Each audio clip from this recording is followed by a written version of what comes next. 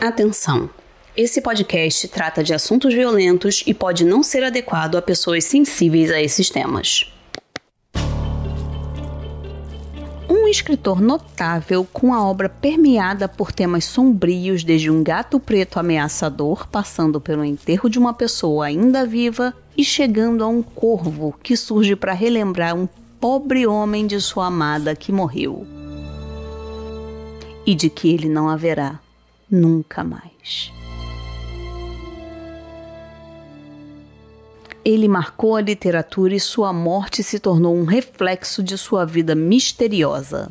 Seu nome é Edgar Allan Poe. Essa é a Carruagem Sobrenatural, o podcast de histórias reais que vão alimentar seus pesadelos. Eu sou Thaís Messora e vou te conduzir nessa viagem sombria.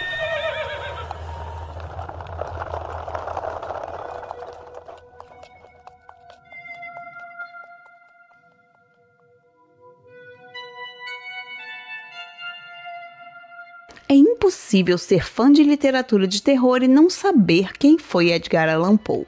Ele foi responsável por obras como O Corvo, A Queda da Casa de Usher, O Coração Delator e A Máscara da Morte Rubra. Mas o Poe também é lembrado por um fato digno de uma das histórias que ele mesmo escrevia. Sua morte em circunstâncias estranhas e não solucionadas mesmo 174 anos depois.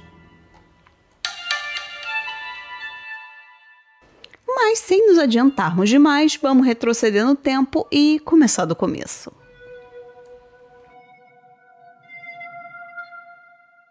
Edgar Allan Poe nasceu em 19 de janeiro de 1809 em Boston. Ele era filho da atriz inglesa Elizabeth Arnold Poe e de David Poe Jr., um ator de Baltimore. Ele ainda era um bebê quando seu pai abandonou a família e deixou a Elizabeth sozinha com os 3 filhos. 2 anos depois, a mãe de Edgar morreu vítima de tuberculose. E assim, os 3 filhos da Elizabeth foram separados depois da morte da mãe, e o Edgar foi acolhido por uma família rica de Richmond, o casal John e Frances Allan. E é do sobrenome dos seus pais adotivos que vem o nome do meio do escritor. Bom, sendo acolhido por esse casal, o Poe teve acesso a uma educação de elite em instituições de ensino na Inglaterra e na Escócia que certamente ele não teria tido contato caso vivesse com seus pais biológicos. Mas nem tudo eram flores na vida dele. Na verdade, quase nada era bom.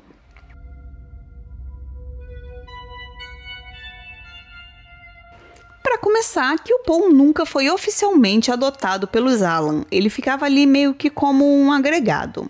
Além disso, o John era um homem verbalmente abusivo e que considerava o filho adotivo como um ingrato que nunca demonstrou amor ao casal que o acolheu.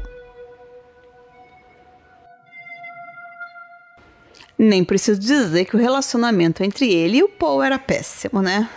O John era um comerciante muito rico e queria que o Poe seguisse seus passos e cuidasse dos negócios da família. E o Poe era aquela pessoa, né, que se interessava por escrita, poesia, o típico estudante de humanas que nunca seria o homem de negócios que o John esperava.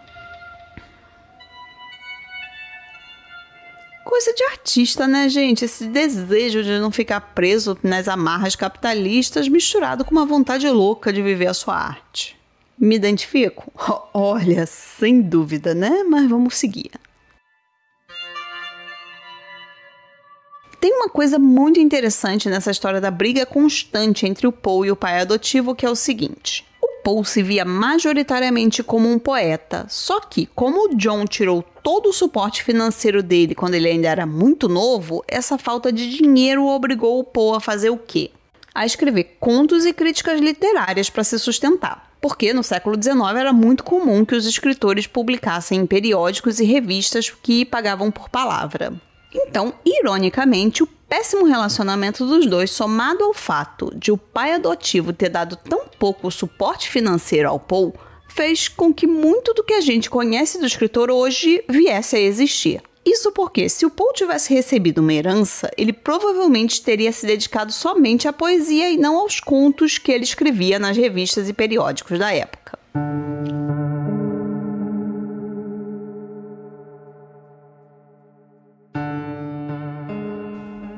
seria uma perda enorme pra gente, né? Porque, pensa comigo, a gente tende a medir a relevância de uma pessoa pelo tempo em que ela continua sendo lembrada.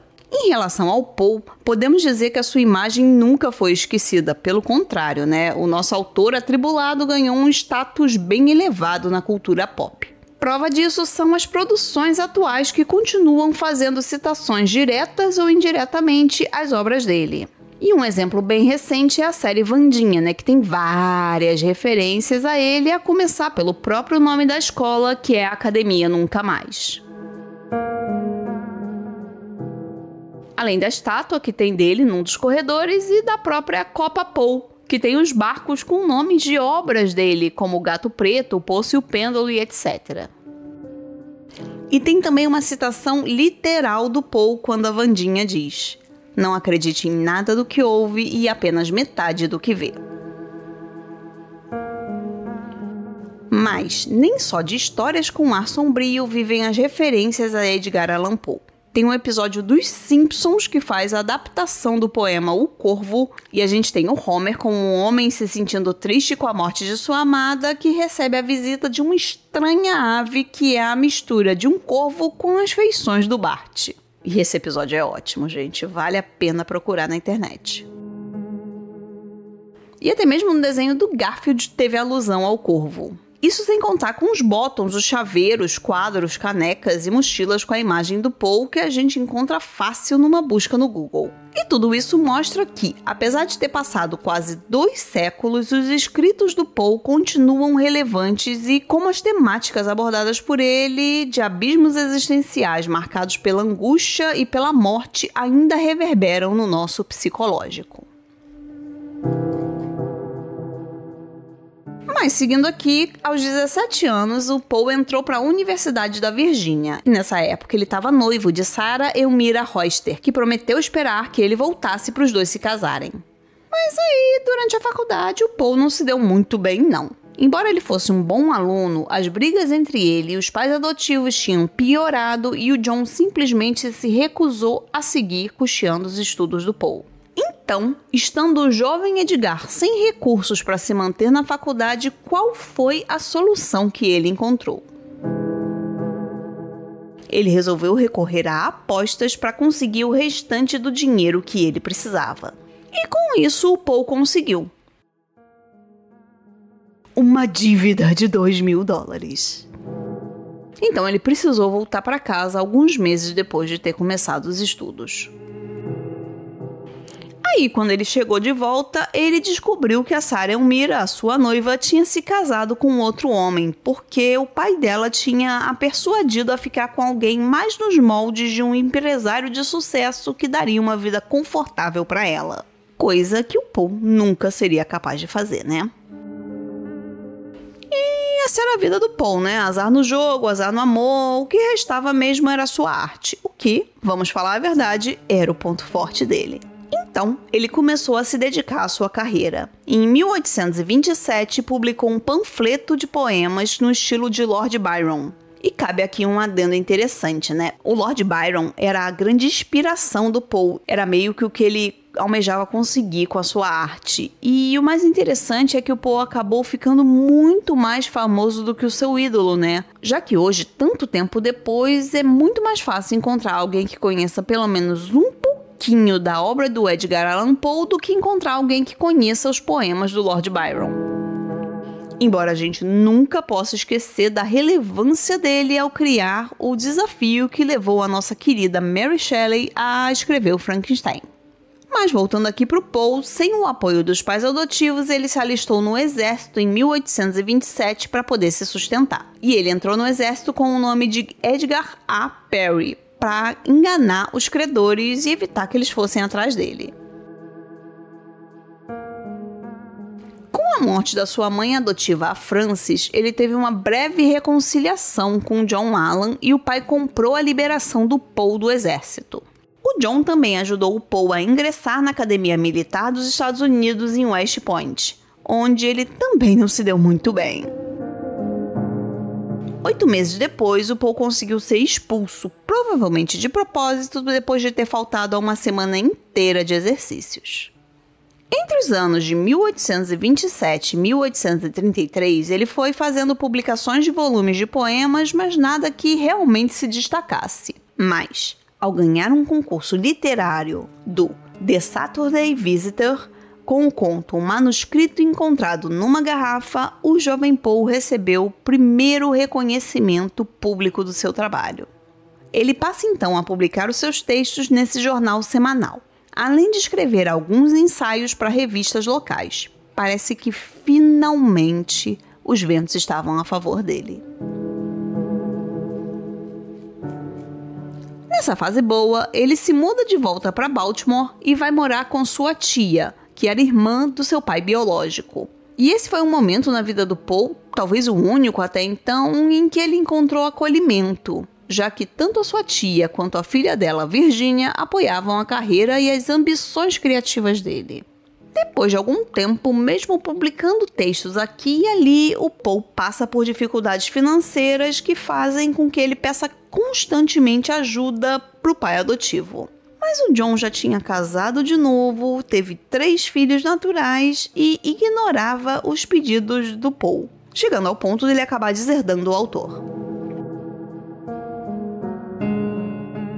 Mas aquela coisa, né?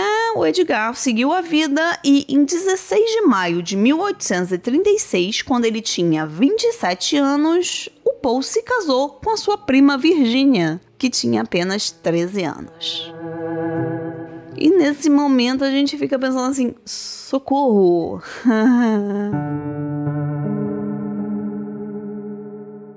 Bom, existem especulações a respeito desse relacionamento que ele tinha com a prima e algumas pessoas dizem que eles viviam mais como irmãos e que o casamento nunca foi consumado. Mas esse é o tipo de coisa que fica mesmo no campo da especulação e ninguém pode ter tanta certeza assim do que acontecia ali, né? Mas voltando aqui para a carreira do escritor, em 1835 ele tinha começado a trabalhar como um redator num jornal. E ali ele publicou alguns poemas, mas principalmente escreveu críticas literárias. E essas críticas eram ferozes. O Poe era muito exigente e destilava insultos sem piedade. Claro que isso não agradava nem um pouco os autores das obras que ele avaliava, né? Mas, por outro lado, foi exatamente essas críticas afiadas que aumentaram e muito a popularidade do jornal na época. Porque, você sabe, né? O povo adora uma treta. Bom, uma coisa de que não há dúvida é o talento que ele tinha com as palavras. Então, ele logo virou assistente do Thomas White, que era o editor do jornal. Mas o Poe seguiu apresentando seu comportamento errático, que também era a marca registrada dele, né? E que o levava a constantes desavenças com o chefe. Até que um dia, o Thomas flagrou o Poe bêbado no trabalho. E aí, claro, ele foi demitido.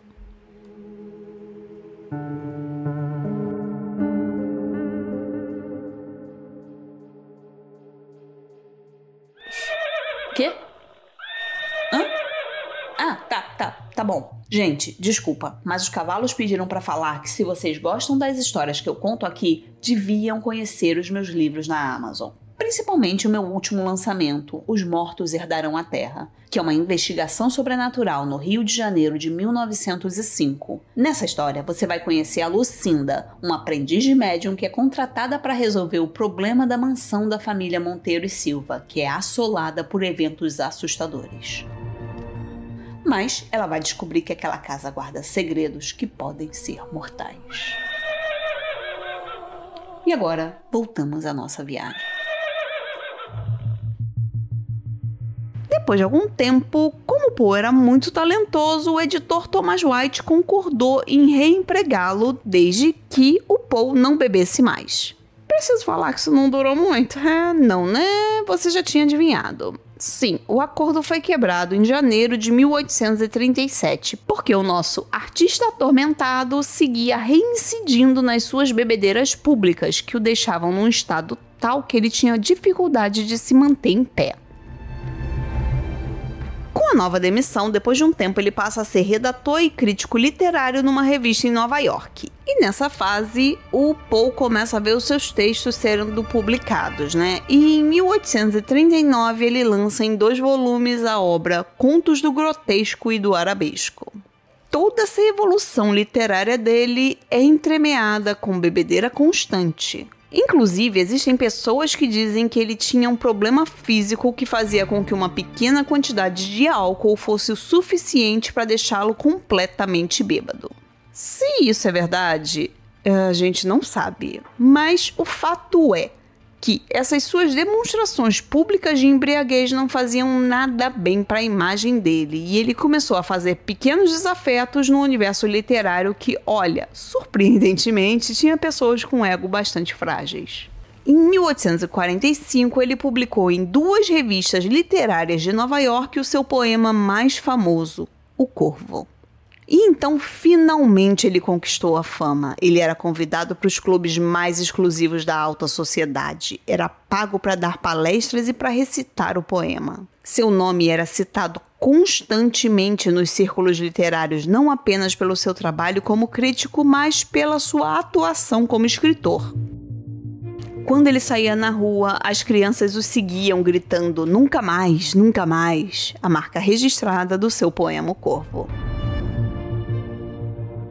Fazendo um parênteses aqui, seria impossível não falar da contribuição literária do Edgar Allan Poe nesse episódio, né? Mas eu vou tentar fazer isso brevemente. Quando a gente pensa no autor, meio que vem automaticamente na cabeça as suas histórias góticas que mergulham na psique dos personagens atormentados e mostram essa capacidade para o mal que está dentro de cada um de nós. Mas Edgar Allan Poe também criou as bases para o gênero da ficção policial como a conhecemos hoje, que não admite coincidências na solução do mistério e onde a investigação é pautada no raciocínio analítico do detetive e nas deduções que o levam à solução do caso. O seu conto de 1841, Os Assassinatos da Rua Morgue, apresenta o personagem Auguste Dupin, que de certa forma abriu o caminho para a criação posterior de detetives super famosos como Sherlock Holmes e Hercule Poirot. E voltando aqui para a trajetória do Poe, olhando assim de longe, esse momento ali da publicação do Corvo parece que foi o ponto alto da vida dele. Os seus contos começavam a fazer sucesso, ele estava casado e vivia bem com a esposa e com a sogra. A deusa da fama finalmente tinha estendido a mão na direção de Edgar Allan Poe. Mas o problema tá sempre no mais, né? Ele recebeu muito pouco de pagamento das revistas que publicaram O Corvo, mas foi muito pouco mesmo. Ele recebeu $15 de uma e 9 da outra revista. E fazendo aqui um paralelo com os dias de hoje, todo mundo sabe, né, que like no Instagram não paga boleto. Então, os problemas financeiros seguiam assombrando Poe e a sua família. Assim, em 1846, ele precisou se mudar para fora da cidade, para o lugar onde hoje fica o Bronx, a 35 quilômetros do centro de Manhattan. E naquela época, sem internet, estar longe dos grandes centros era extremamente prejudicial para a carreira de uma pessoa pública. Além disso, ele teve a popularidade ofuscada quando acusou outro autor de plágio e quando surgiram rumores de que ele estava se envolvendo com uma mulher casada. E todos esses problemas juntos não eram nada perto do que estava por vir. Sua amada esposa Virginia tinha contraído tuberculose há algum tempo e estava definhando lentamente. Ela faleceu em janeiro de 1847 com apenas 24 anos. A perda foi devastadora para o Poe. Ele passou meses sem escrever, o que é super compreensível, né? E foi ficando cada vez mais instável emocionalmente, além de mergulhar de uma vez por todas no vício. Ainda assim, nos 2 anos seguintes, o Poe publicou alguns ensaios e depois de um tempo voltou a dar palestras. Ele também decidiu que ia resolver os seus problemas financeiros de um jeito diferente do que tentou a vida toda. Escrever? Não, isso não dá dinheiro não. O negócio na cabeça dele nesse momento era casar com a pessoa certa.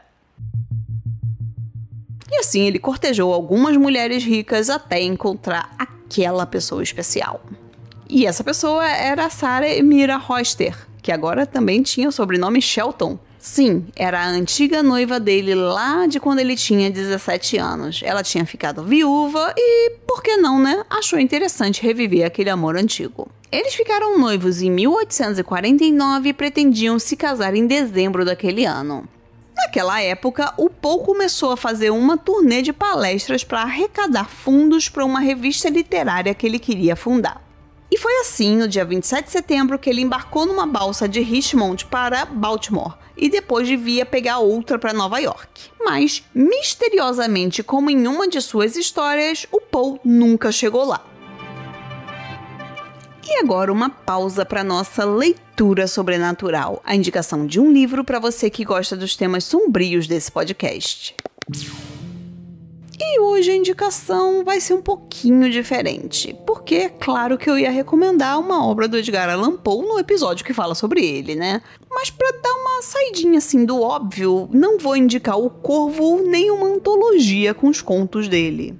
Mas vamos parar de mistério e falar logo. A indicação de hoje é A Filosofia da Composição, um ensaio escrito pelo Poe, onde ele não apenas explica o processo criativo dele na escrita de O Corvo, como dá várias dicas que servem para escritores, e essas são dicas que continuam fazendo sentido ainda hoje. A obra está em domínio público, então eu vou deixar o link para vocês baixarem de graça na descrição do episódio. Oi? Quê? Hã? Sério? Tá, tô indo. Gente, os cavalos viram um gato preto rondando a carruagem, então acho melhor a gente voltar a andar, né?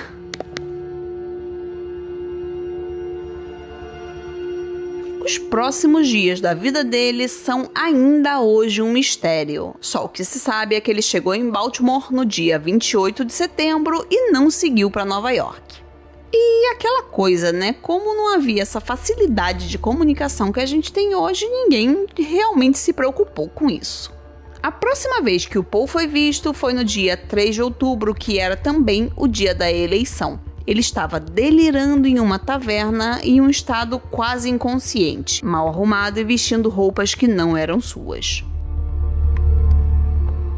Ele foi levado ao hospital e internado. Nos 4 dias seguintes, ficou alternando entre estar inconsciente e desperto, mas, mesmo quando ele acordava, ele era atormentado por alucinações que o faziam gritar pro nada, e assim ele nunca foi capaz de explicar o que tinha lhe acontecido. O estado dele pode ser resumido na frase que ele mesmo tinha escrito em outra ocasião: "Tornei-me insano, com longos intervalos de uma horrível sanidade." Edgar Allan Poe morreu no dia 7 de outubro de 1849. Sua causa da morte foi registrada como frenite, uma inflamação no cérebro que era comumente usada quando não se sabia exatamente o que tinha levado uma pessoa a óbito.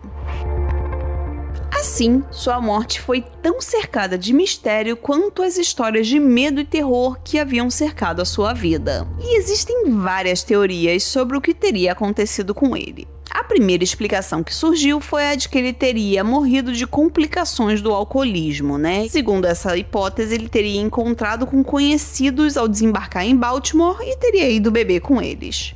O que não seria exatamente surpreendente para o Edgar Allan Poe, né?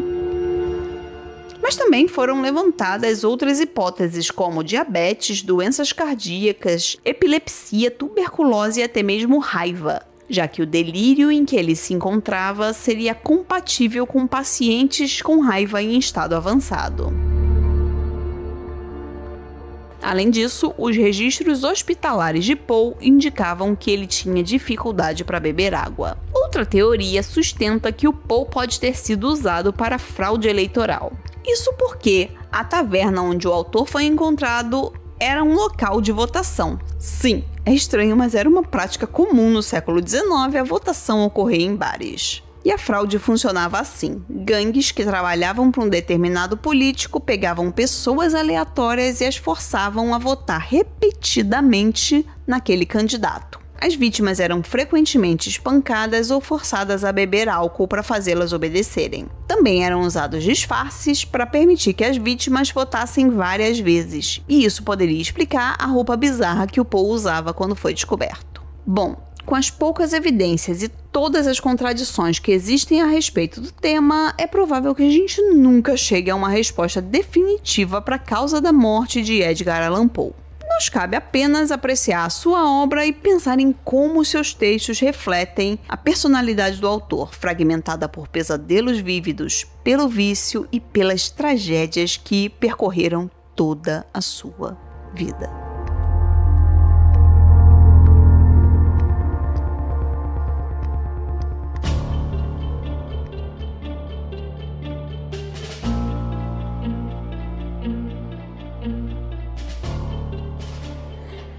E assim termina a nossa viagem de hoje. Cuidado com o degrau ao desembarcar e lembre-se de avaliar o podcast e nos seguir nas redes sociais. Se você gosta do podcast, compartilhe com seus amigos. Estamos sempre procurando por novos passageiros para assombrar. E não se preocupe, a carruagem sobrenatural é grande e tem espaço para todo mundo. Nossos passeios acontecem todas as sextas-feiras às 13 horas, mas você pode embarcar na hora que quiser pelo seu agregador de podcasts. Estarei te esperando para mais um Passeio Sobrenatural.